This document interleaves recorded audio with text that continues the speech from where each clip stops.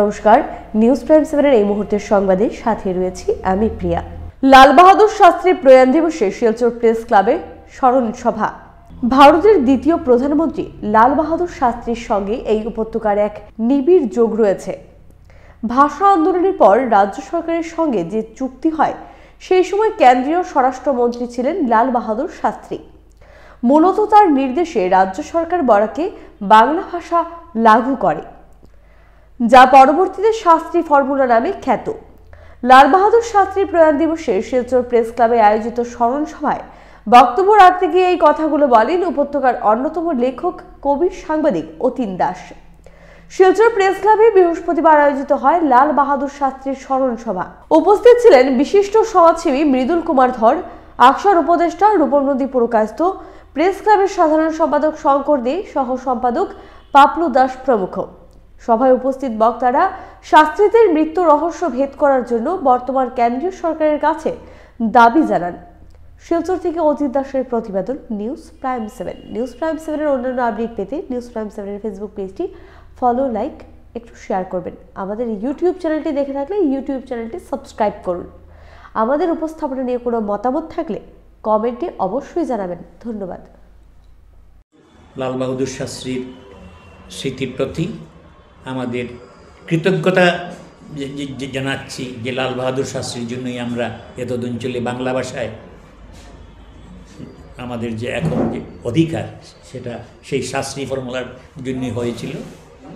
এবং আশা রাখব যে ভবিষ্যতে যে ভারতবর্ষ আমরা দেখতে যাচ্ছি, সেখানে যাতে অন্তত স্বাধীনতা আগের যে ইতিহাস পাল্টানোর চেষ্টা চলেছে সেটা নয়, স্বাধীনতা পরবর্তী যে ইতিহাস সেটাকেও পুনর্লিখন করা প্রয়োজন। এই বলে আমার বক্তব্য শেষ করে সময় হয়েছে। সবাই যে পাকিস্তানের অস্ত্র সব ছিল মার্কিন যুক্তরাষ্ট্রের, এই সেবার জেট, নেট, এই সমস্ত ট্যাঙ্কগুলো, ওইগুলোকে ফাইট করে আমরা জয় হাসিল করেছিলাম। এবং যে সেই জয় নয়, লাহোর পর্যন্ত গিয়েছিল ভারতবর্ষের সৈন্যরা। এবং আমাদের যেটা অর্থোডক্স ওয়েপন্স, এইগুলা দিয়ে এই সর্বাধুনিক অস্ত্র যেটা মার্কিন যুক্তরাষ্ট্রের, তার বিরুদ্ধে লড়াই করেছে।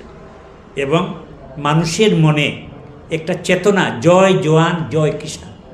আপনারা জানেন সবাই যে জওহরলাল নেহেরুর ভুল নীতির পরে এই যে হেভি ইন্ডাস্ট্রির দিকে জোর দিয়েছিলেন এবং এগ্রিকালচারকে উনি নেগলেক্ট করেছিলেন।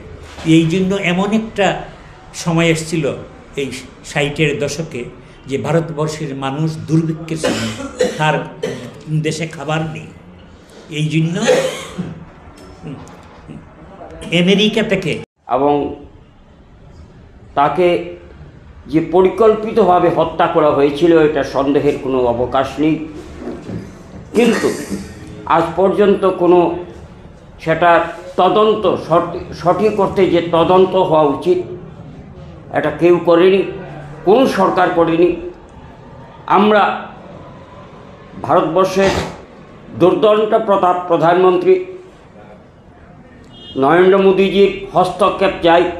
এটা নূতন করে, অনেক দেরি হয়েছে, কিন্তু এটার তদন্ত যেন করে কারা অন্তত চিহ্নিত ছিল, জড়িত ছিল, এদেরকে জনসমক্ষে প্রকাশ করার জন্য দাবি জানাচ্ছি। ভারতবর্ষের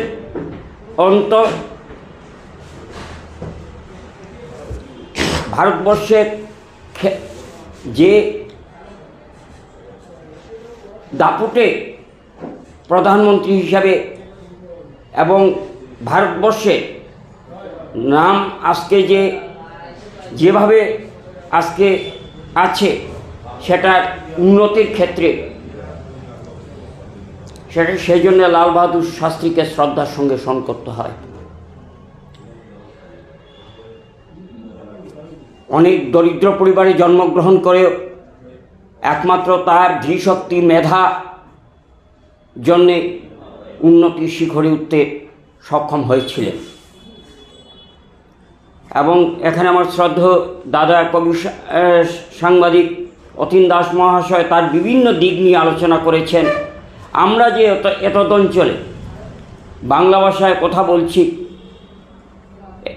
যাকে শাস্ত্রী ফর্মুলা হিসাবে আমরা সবাই জানি, লাল বাহাদুর শাস্ত্রী, তখন শিলং আসামের রাজধানী ছিল।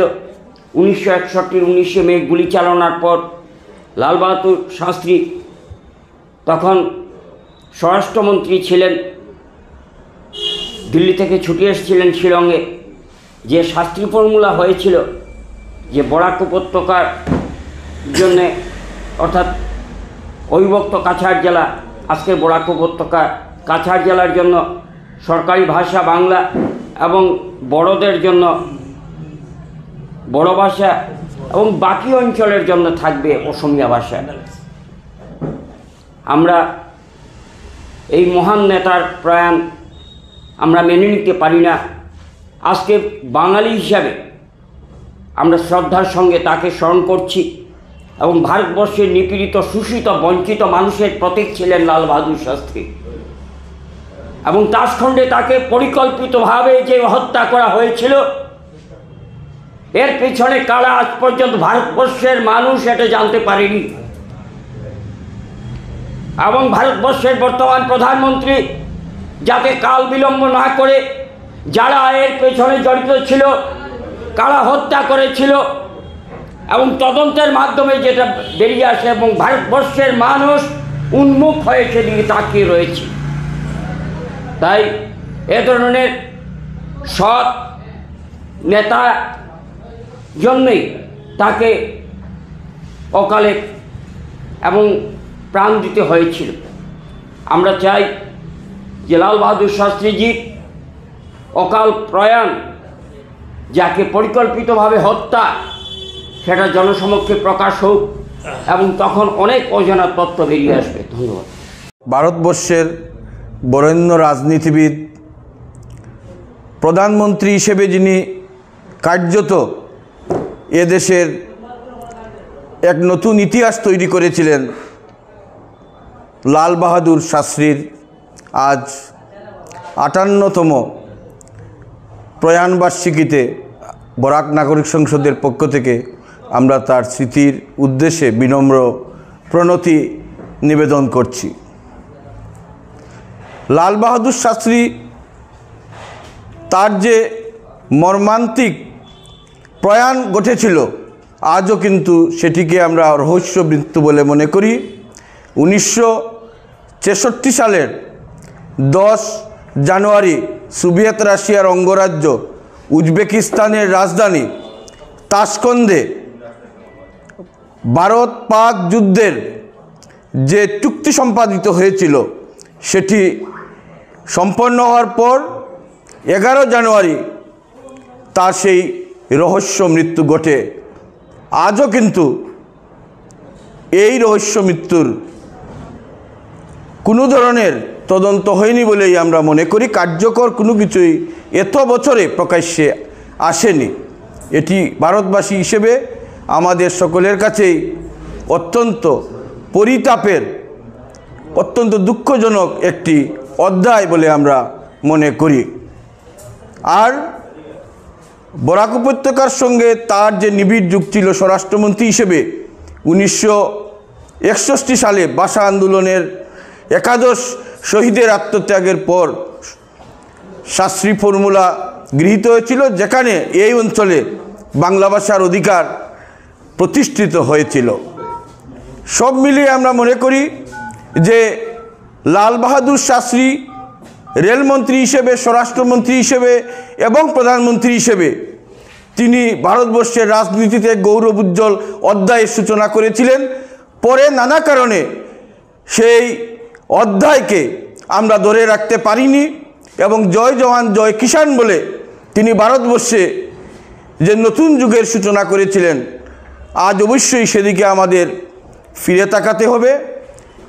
এবং লাল বাহাদুর শাস্ত্রী দেখিয়েছিলেন যে লাল বাহাদুর শ্রীবাস্তব থেকে তিনি শাস্ত্রী উপাধি পেয়ে যেভাবে ভারতবর্ষের রাজনীতিতে নতুন দিগন্তের সূচনা করেছিলেন, বর্তমান যুব প্রজন্মকেও সেই বিষয়টি গভীরভাবে অনুশীলন করতে হবে। নবভারত নির্মাণের জন্য সবাইকে অঙ্গীকারবদ্ধ হতে হবে। আজকের এই স্মরণ অনুষ্ঠান থেকে আমরা এই আহ্বান জানাচ্ছি। এই